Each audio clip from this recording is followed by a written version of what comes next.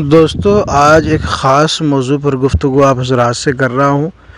کہ جو ہر ماہ اماوس اور پورنیما آتی ہے، اور اماوس اور پورنیما میں بہت سے لوگوں کو جو خاص قسم کا جادو یا جنات کا اثر ہوتا ہے، اس کی علامات کیا ہوتی ہیں اور اس کا علاج کیا ہوگا، یہ آپ حضرات کو بتاؤں گا۔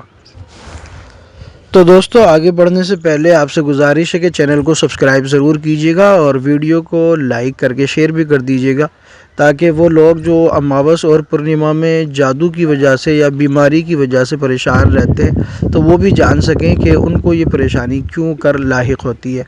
تو دوستو سب سے پہلے آپ کو جان لیتے ہیں، آپ کو بتا دیتے ہیں کہ اماوس اور پورنیما جب آتی ہے تو بہت سے لوگوں کو یا بہت سے مریضوں کو، خاص کر خواتین حضرات میں جو ہے ایک طرح کی بے چینی اور ایک طرح کا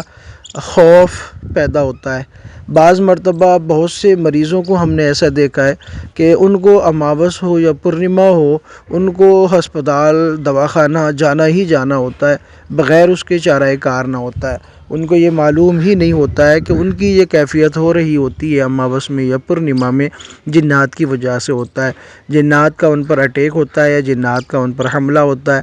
یا پھر جنات اس پر جادو کرتے ہیں۔ جادو کیوں کرتے ہیں، جنات حملہ کرتے ہیں، اس کی وجہ سمجھ میں آتی ہے کہ بعض مرتبہ ڈائریکٹ جنات عاشق ہو جاتے ہیں۔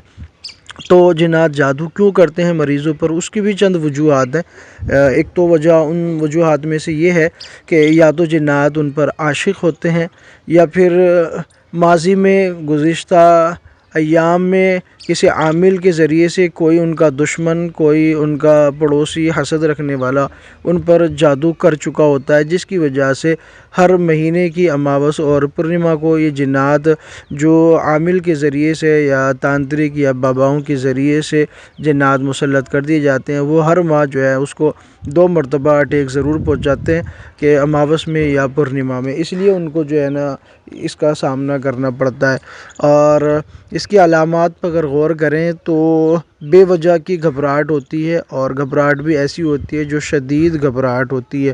اور اس کی وجہ سمجھ میں نہیں آتی، رپورٹ کراتے ہیں نارمل آتی ہے، لیکن گھبراہٹ رکنے کا نام نہیں لیتی، خود بخود گھبراہٹ ہوتی رہتی ہے۔ تو اس کے علاوہ غشی آنا، چکر آنا، کمزوری محسوس ہونا، ہاتھ پاؤں میں درد ہونا، اور من اوجھل ہونا، اور جسم کا تھکا تھکا ہونا، اس طرح کی کنڈیشن ہوتی ہے۔ تو اگر آپ کے ساتھ اس طرح کا کوئی مسئلہ ہے یا اس طرح کے کوئی مسائل سامنے آتے ہیں تو سب سے پہلے آپ کو چاہیے کہ اپنے روحانی معالج سے مل کر اس کا علاج کرا لیں، تو آپ کو افاقہ ہوگا انشاءاللہ۔